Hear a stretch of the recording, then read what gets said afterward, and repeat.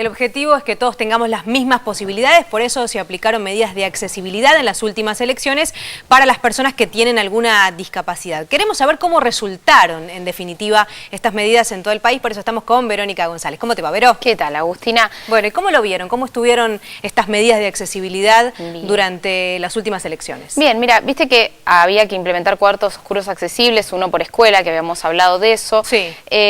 Bueno, estuvimos hablando con Susana Ayala, que está a cargo del Observatorio de Derechos Políticos y Electorales de la Defensoría de Ciudad de Buenos Aires, y nos dice que en Ciudad de Buenos Aires el 21% de las escuelas donde había un cuarto oscuro accesible no está en condiciones, es decir, que los bolsilleros, por ejemplo, donde estaban las boletas que estaban marcados con números en relieve, estaban muy altos, entonces las personas que están en silla de ruedas no pueden llegar a tomarlos.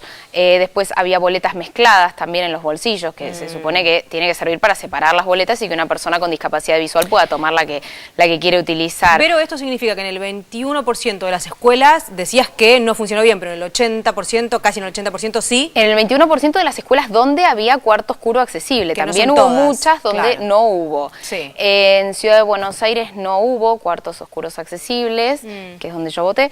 Y también recibimos denuncias de que no hubo en Rosario y en Mendoza.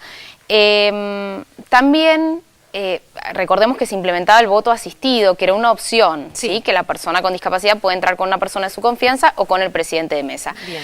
¿Te acordás, Agustina, que vimos el dispositivo para el voto de personas con discapacidad visual, que era un escáner que se apoyaba sobre una carpeta con unos chips, un chip en cada hoja, y ahí teníamos información en braille, en macrotipos, es decir, en caracteres ampliados, y de forma audible este escáner reproducía las listas. ¿Y cómo funcionó este sistema? Bueno, esto funcionó bien, se aplicó en Córdoba, en Corrientes y en Entre Ríos, funcionó bien y esperemos que se pueda implementar en las otras provincias en las próximas elecciones. En Entre Ríos incluso también se colocaron rampas movibles porque todavía había muchas escuelas inaccesibles.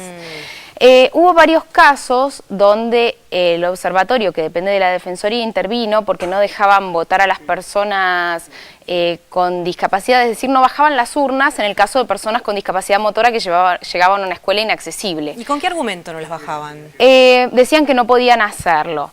Hubo un caso emblemático, que es el caso de Isabel Ferreira, que es la jefa de derechos de personas con discapacidad de la Defensoría. Ella hizo la denuncia al respecto y la jueza Servini de Cubría envió un oficio y entonces se resolvió. Hubo otros casos también en donde intervino la Defensoría y se resolvió ese tema. Pero, ¿y vos qué dirías que en líneas generales, qué balance te parece que hay que hacer de la accesibilidad en las últimas elecciones? Mira, se avanzó mucho, también hubo personas con discapacidad que están institucionalizadas, es decir, personas sobre todo con discapacidad psicosocial que están internadas, claro, y que pudieron votar. En Buenos Aires, por ejemplo, en la provincia de Buenos Aires votaron 250 personas, lo cual es un avance enorme.